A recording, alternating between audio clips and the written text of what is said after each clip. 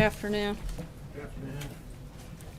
Our thoughts and prayers today are with the victims and survivors in Las Vegas and with the people of Puerto Rico and the U.S. Virgin Islands, where massive storm recovery efforts are ongoing.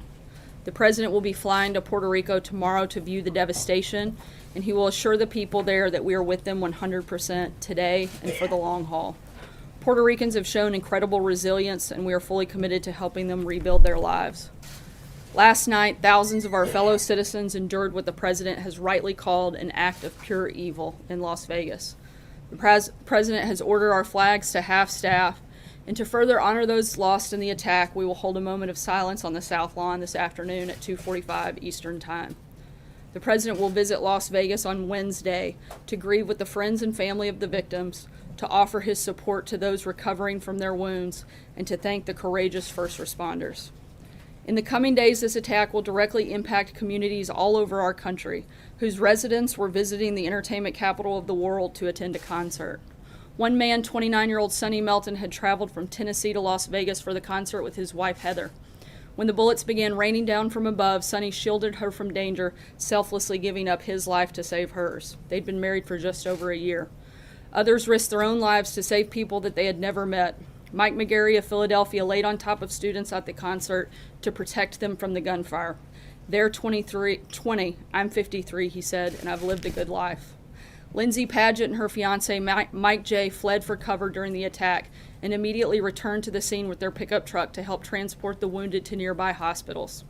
Gail Davis, who was attending the concert with her husband, said she owes her life to a brave police officer who instinctively served as a human shield, protecting her from harm. Sadly, multiple police officers, both on duty and off duty, were among those killed or injured. But what these people did for each other says far more about who we are as Americans than the cowardly acts of a killer ever could. The Gospel of John reminds us that there is no greater love than to lay down one's life for a friend. The memory of those who displayed the ultimate expression of love in the midst of an unimaginable act of hate will never fade. Their examples will serve as an eternal reminder that the American spirit cannot and will not ever be broken.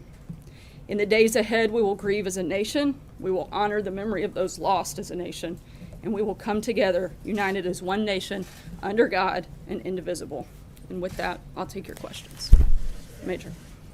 Can you tell us a little bit about how the President first learned about it and your engagement with him, his own personal reaction to the events of today?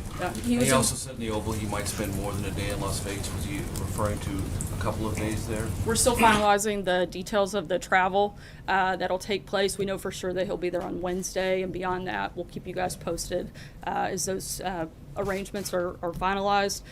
In terms of activity this morning, the President was briefed early this morning by General Kelly and has been updated regularly and constantly throughout the day, and will continue to as new information is provided by law enforcement officials. Have you had a chance to talk to him about his own, how he dealt with this?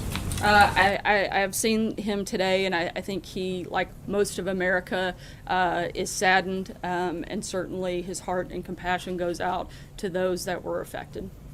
Jeff?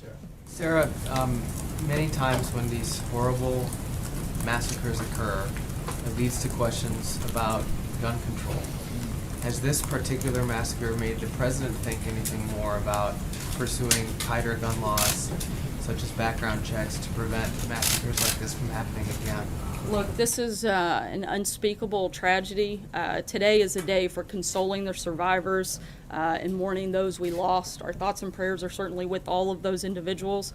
There's a time and place for a political debate, but now is the time to unite as a country.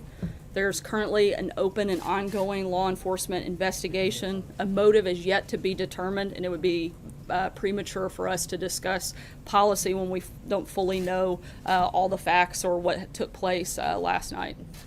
Jeff? To follow on that, Sarah, though, do you believe that, or does the President believe that this is a moment, that this is a time when this should not be a political discussion, it should be a policy discussion? Does he believe that he could bring something new to the gun debate that has been, I guess, a locked-in typical politics for so many years. Yeah, I think today is more, again, like I said, a day of reflection, a day of mourning, a day of gratefulness for those that were saved. And I think that there will be certainly time for that policy discussion to take place, but that's not the place that we're in at this moment. But certainly I think that there's a time for that to happen. If I could follow, before he was elected president in some 15 or 16 years ago, he did have a different view on guns than he had during the campaign. Does he believe that this is something that he could lead a bipartisan effort on at some point? And at what point would that be appropriate? I think that's something that we can talk about in the coming days and see what that looks like moving forward. I think one of the things that we don't want to do is try to create laws that won't create or stop these types of things from happening. I think if you look to Chicago, where you had over 4,000 victims of gun-related crimes last year, they have the strictest gun laws in the country. That certainly hasn't helped there. So I think we have to, when that time comes for those conversations to take place, then I think we need to look at things that may actually have that real impact. Matthew. Thanks, Sarah. On Puerto Rico, can you tell us a little bit about the president's aims for his visit tomorrow, and do you expect any tension given some of his comments over the weekend? We have several stops that we'll put out later this afternoon in terms of the specifics of that trip. We are going to be spending significant time there in Puerto Rico, meeting both with first responders as well as the storm survivors, and we'll again put out the details of that exact schedule later today. Some of his comments over the weekend, like that folks down there wanted everything done for them, do you expect that to come up in any of his conversations? I expect the focus to be on the recovery efforts, which we're fully committed to. The top priority for the federal government is certainly to protect the lives and the safety of those in affected areas and provide life-sustaining services as we work together to rebuild their lives. That's going to be the focus, not just in the conversations tomorrow, but certainly the focus that we've had since this began. Celia. I just pick up on that. Who exactly wants everything done for them? Who said they? I haven't talked to him specifically about a defined of who they might be. Again, the federal government is doing everything within our powers and capabilities to first focus on the life-sustaining and life-saving measures, as well as on the rebuilding process. We've got over 12,000 federal staff on the ground. 64 hospitals out of 67 are partially or fully operational. 14 are now back on the electrical grid. 45% of customers in Puerto Rico have access to drinking water. 8 commercial airports are operational. 65% of gas stations are open. All of these things are things that we're continuing to push, continuing to move forward, and will be part of that effort. And then just back John. to today's tragedy really quickly, if I may. Does the president believe that what happened amounts to an act of domestic terrorism? Again, we're still in a fact-finding mission. This is an ongoing investigation, and it would be premature to weigh in on something like that before we have any more facts, and we'll leave that to local law enforcement to work with also the federal law enforcement to make those determinations. John? Over the weekend, as was pointed out, the president was very sharply critical of Carmen Yulín Cruz, who's the mayor of San Juan. Other than her comments on Friday morning in which she criticized Elaine Duke for saying this was a good news story in terms of DHS getting supplies out to areas that they were needed, what was she doing that prompted such criticism from the president? Look, right now our focus is to bring the mayor into the coordination efforts. This administration, as well as other members on the ground, have reached out to her. We hope that she will join with us in those efforts and be part of things. She's been invited to participate in the events tomorrow as well, and we hope that those conversations will happen and we can all work together to move forward. Sarah. Ashley.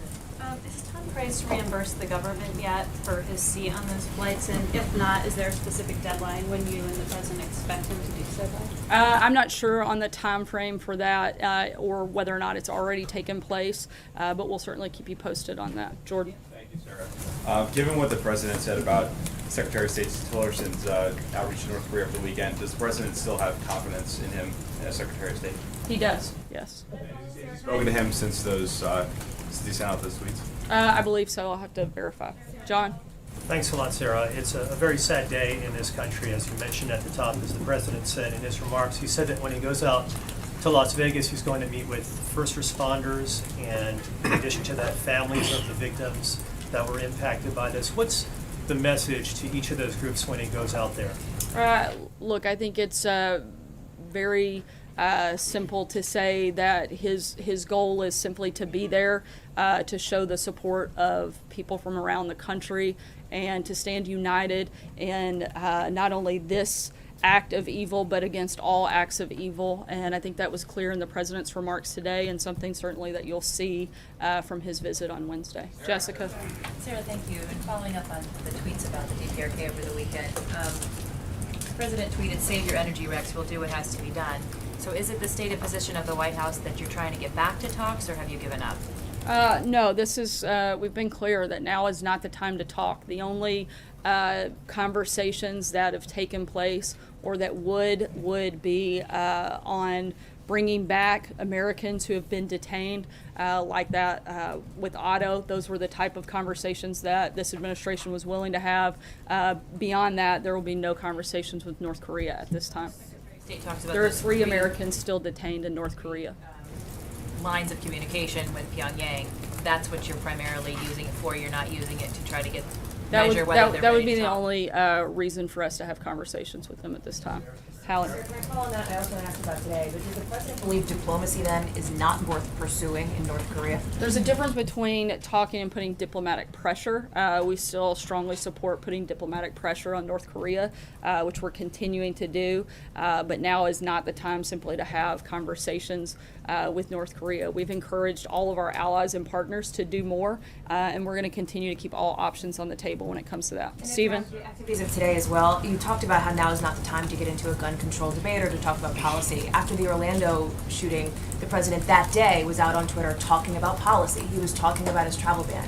So when, for example, Senator Chris Murphy says it's time for Congress to get off its ass and do something, does the president agree? I actually agree with him that Congress should get up and do something. I'm not sure that it's specific to that, but I think Congress has had several months of doing very little, and we'd like to see some actual legislation come through. What would the president like to see Congress do is the question I want to get at. Again, we haven't had the moment to have a deep dive on the policy part of that. We've been focused on the fact that we had a severe tragedy in our country, and this is a day of mourning, a time of bringing our country together, and that's been the focus of the administration this morning. Orlando, though, Sarah, when at that day he was talking about the travel ban, saying he didn't want congratulations, essentially. Why is There's this a difference happening now? between being a candidate and being the president. I do want to ask, because before last night's massacre, a bill was advancing through the House. Republicans cleared it through the House Committee on Natural Resources that would, among other things, make it easier for people to buy silencers. Hillary Clinton tweeted about it this morning. She said that imagine the deaths in Las Vegas if the shooter had a silencer, which the NRA wants to make easier to get. Does the White House have a position on this particular piece of legislation? Again, I haven't spoken with the president about that specific issue, but I don't think that is something that would have changed.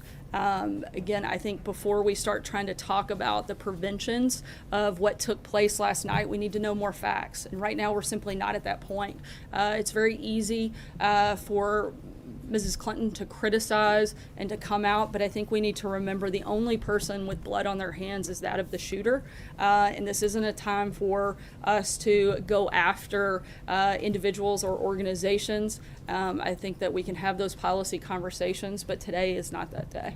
Louise? Sarah, are there any policy prescriptions that the president considers to be out of bounds on the policy debate that will happen in the next few weeks? Could you articulate a little bit what his position on gun control is? The president's been clear that he's a strong supporter of the Second Amendment, and I don't have anything further at this point. I'll take one more question. Fred? Yeah, a couple of questions. One, ahead of the trip to Puerto Rico, Mark. Just wanted to ask about there's a bill in Congress, the McCain-Lee Act, which would give a permanent exemption to Puerto Rico from the Jones Act. Would the administration consider either a permanent repeal of the Jones Act or at least an exemption permanent for Puerto Rico at some point? I don't think that's something that's necessary at this time. If we deemed that it was, we could have that discussion then, but certainly something that we don't feel like is necessary today. So I wouldn't imagine that would be something needed. Also, on the nomination of Amy Coney Barrett, I'm sorry.